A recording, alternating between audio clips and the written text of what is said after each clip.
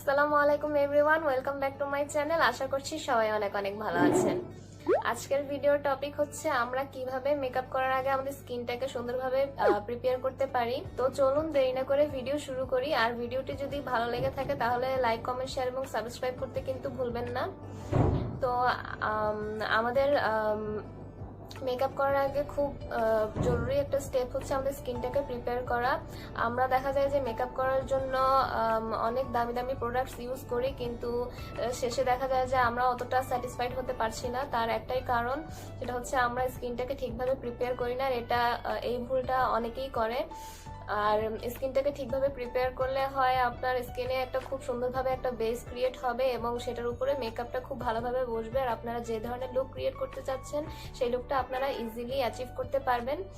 তো এর জন্য ফার্স্ট স্টেপ হচ্ছে স্কিনটাকে খুব ভালোভাবে মাসাজ করা। 1-2 মিনিট মাসাজ করলে হবে। সেটা আপনারা যে কোনো মাসাজ ক্রিম ইউজ করতে পারেন, আর যেমন আপনারা এক্সট্রা ভার্জিন অয়েলও ইউজ করতে পারেন, আবার অ্যালোভেরা জেলও ইউজ করতে পারেন। আমি অ্যালোভেরা জেল ইউজ করি, আপনারা চাইলে কোকোনাট অয়েলও ইউজ করতে পারেন, এক্সট্রা ভার্জিন যেটা দিয়ে আপনারা খুব ভালোভাবে হচ্ছে এভাবে মাসাজ করবেন। আর এভাবে জলাইনও আপনারা মাসাজ করতে পারেন।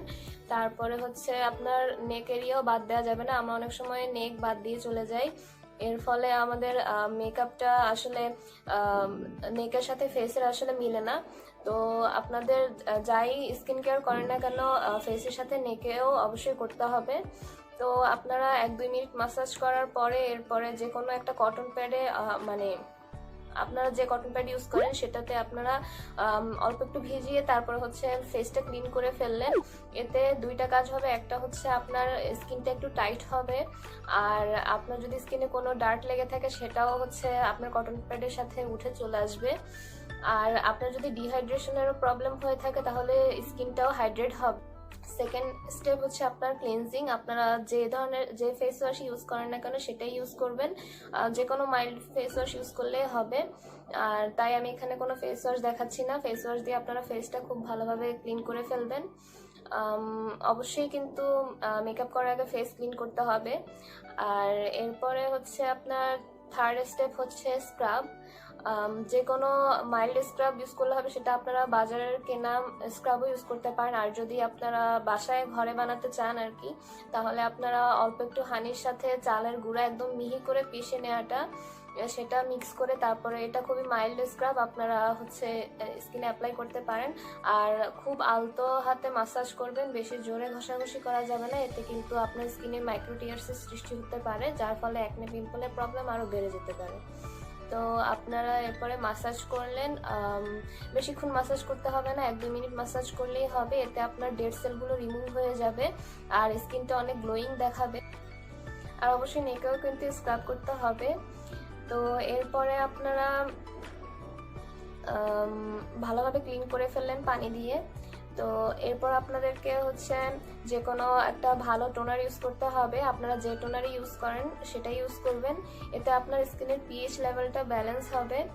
মানে স্কিন আপনারা ফেস ওয়াশ ইউজ করার ফলে যে পিএইচ এর যদি ইমব্যালেন্স হয়ে থাকে তাহলে সেটা ব্যালেন্স হয়ে যাবে। আর টোনার আপনার স্কিনটাকে হাইড্রেট করতেও সাহায্য করে। এরপরে আপনারা যে কোনো ভালো ময়শ্চারাইজার ইউজ করবেন। আপনারা যে ময়শ্চারাইজার ইউজ করেন, যদি আপনার স্কিন ড্রাই হয় তাহলে তো অয়েল বেসড ময়শ্চারাইজারগুলো ইউজ করবেন, মানে ক্রিম টাইপের যেগুলো।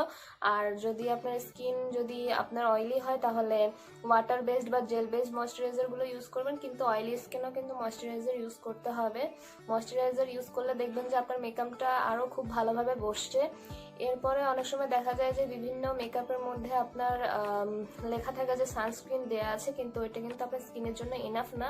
তো অবশ্যই যে কোনো একটা ভালো সানস্ক্রিন বা সানব্লক ইউজ করতে হবে আপনাকে। তো এরপরে আপনার স্কিনটা মোটামুটি প্রিপেয়ার হয়ে গিয়েছে। এরপর আপনারা মেকআপ ইউজ করলে দেখবেন যে আপনাদের মেকআপটা কত সুন্দরভাবে বসছে আর কত গ্লোয়িং দেখাচ্ছে।